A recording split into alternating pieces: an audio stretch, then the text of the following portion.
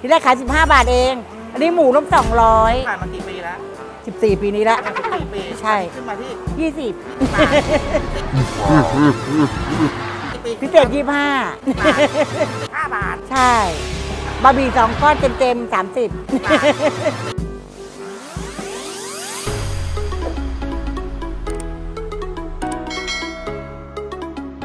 สวัสดีครับทุกคนตอนนี้เรากำลังไปที่ตลาดน้ำวัดตะเคียนเป็นตลาดน้ำยอดนิยมที่ใกล้กรุงเทพนะครับตอนนี้เราอยู่ที่วงเวียนพระราม5กำลังมุ่งหน้าไปถนนนครอินทร์และต้องไปกลับรถใต้สะพานนะครับหรือว่าถ้ามาจากถนนกาญจนาก็จะง่ายเลยชิดซ้ายไปตามถนนนครอินทร์เรื่อยๆนะครับพอถึงปากซอยทางเข้าจะมีจุดสังเกตเด่นๆคือร้านหมูหันพระราม5มีบ่อตกกุ้งด้วยนะซึ่งเป็นร้านอาหารชื่อดังนะครับในย่านนี้เลยเด้อเข้ามาตามทางเรื่อยๆนะครับเจอสะพานเล็กๆนั่นแหละครับวัดตะเคียนตัวตลาดจะอยู่บริเวณริมน้ำวัดตะเคียนเลยนะครับพอเข้ามาในตัววัดก็จะมีที่จอดรถอยู่3ส่วนนะฮะ 1. ลานจอดรถในตัววัด 2. ลานจอดรถเตาเผาน้องหมาน้องแมวที่นี่ยังมีบริการรับจัดพิธีศพให้น้องๆสัตว์เลี้ยงของเราอีกด้วยนะและลานจอดสุดท้ายกว้างๆสุดลูกหูลูกตาเลือกจอดกันตามสบายเลยพอเข้ามาแล้วนะครับก่อนอื่นสำหรับตัวผมนะถ้าอยากจะลองไปชิมก๋วยเตี๋ยวเรือวัดตะเคียนนะครับแนะนำเลยนะเราต้องไปจองคิวที่ร้านไว้ก่อนเลยนะครับเพราะว่าคิวยาวมากถ้ามาช่วงเช้าจะต้องรอเป็นแบบ10 20 30คิวกันเลยทีเดียวนะฮะหรือว่าจะมาช้าแบบผมก็ได้นะครับคิวรอไม่นานแต่ก็ต้องลุ้นว่าของอาจจะหมดก็ได้นะครับ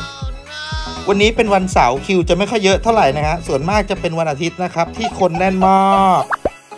ดูคิวที่ผมได้นะครับคิวที่165นะฮะตอนนี้เป็นเวลา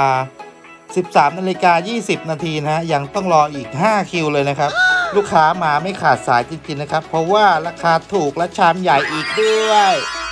ระหว่างรอคิวนั้นเราไปเดินเล่นกันดีกว่าครับมาชมบรรยากาศริมน้ำกันก็จะมีชาวบ้านพายเรือมาขายของกันด้วยนะครับทั้งอาหารผักผลไม้จากสวนนะส่วนใหญ่แม่ค้าจะเป็นคุณป้านะครับยิ้มแย้มอัธยาศัยดีเป็นกันเองราคาก็ไม่แพงอย่างผักหรือผลไม้ที่คุณป้าเก็บมาจากสวนกันนะครับราคาน่ารักน่าซื้อนะฮะโอเคถึงคิวเราแล้วไปรับอาหารกันภายในตลาดน้ำวัดตะเคียนนะฮะยังมีของทานอีกมากมายไว้บริการนักท่องเที่ยวนะครับที่นี่ของเขาอร่อยทุกอย่างนะฮะไม่ว่าจะเป็นทั้งของคาวของหวานขนมโบราณทำกันสดๆใหม่ๆเดินทานจนท้องแน่นระวังอิ่มก่อนจะได้ลองชิมก๋วยเตี๋ยวกันเด้อโอเคครับเราอิ่มกันแล้วเดี๋ยวเราจะไปคุยกับคุณป้ากันนิดหน่อยนะครับโอเคสวัสดีครับตอนนี้ผมอยู่ที่ร้านก๋วยเตี๋ยวเรือวัดตะเคียนนะครับเมื่อกี้ผมซัดไปแล้ว3ชามครับตอนนี้ผมอยู่กับคุณพี่เจ๊ดาจ้ะ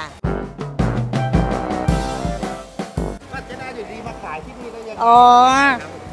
ก็ทีแรกวัดนี้ไม่มีอะไรเลยหลวงพี่ท่านก็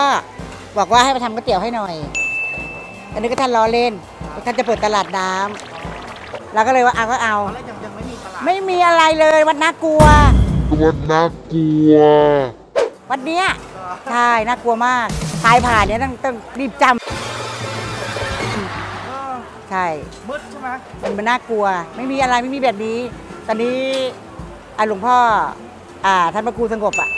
ท่านก็ทำต่อจากหลวงพ่อปู่แย้มท่านตามตำริของท่านว่า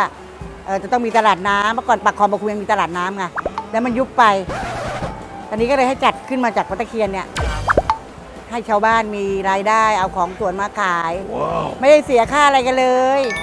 นอกจากว่าเดือนหนึ่งแล้วแต่จะให้ค่าน้ำค่าไฟอะไรแบบนี้แต่นี่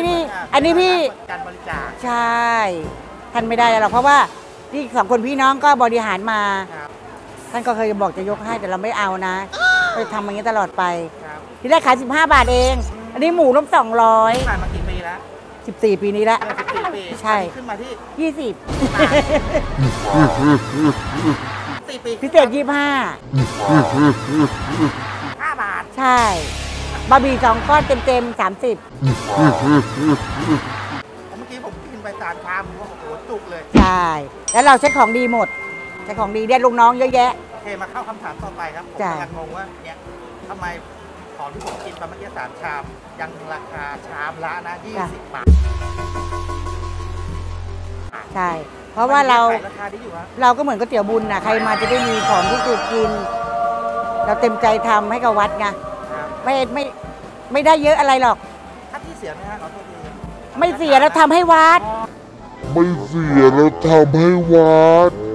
อันนี้ทำให้วัด ที่นี่ไม่มีการเสียค่าที่ การบริจาคนะฮะ ใช่ไม่มีการเสียค่าที่ตั้งแต่เดือนหนึ่งแล้วแต่ใครจะให้ค่าน้ำค่าไฟเขาก็เดิน ใช่ไม่มีการเสียค่าที่ไอ้ตรงเนี้ยของวัดเต็ม10 วันได้เท่าไหร่ก็เอาไปให้ท่าน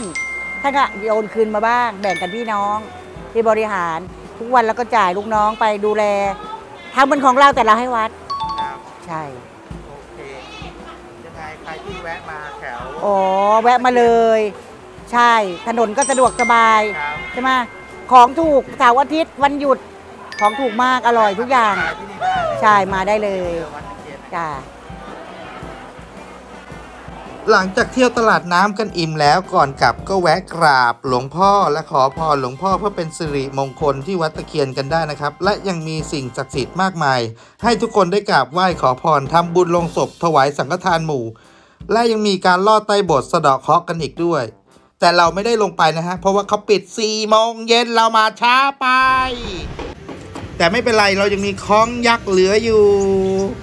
คล้องยักษ์นี่เอาไว้ลูบนะครับ ไม่ใช่ให้เคาะนะ ผมจะสาธิตวิธีการลูบให้ดูนะครับ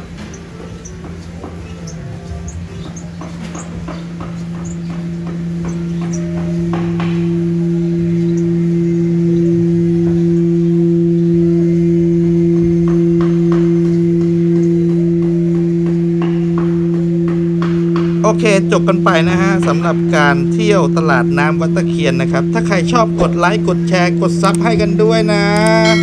ประตูวอล์กกิ้งขอลาไปก่อนเจอกันคลิปหน้านะครับ สวัสดี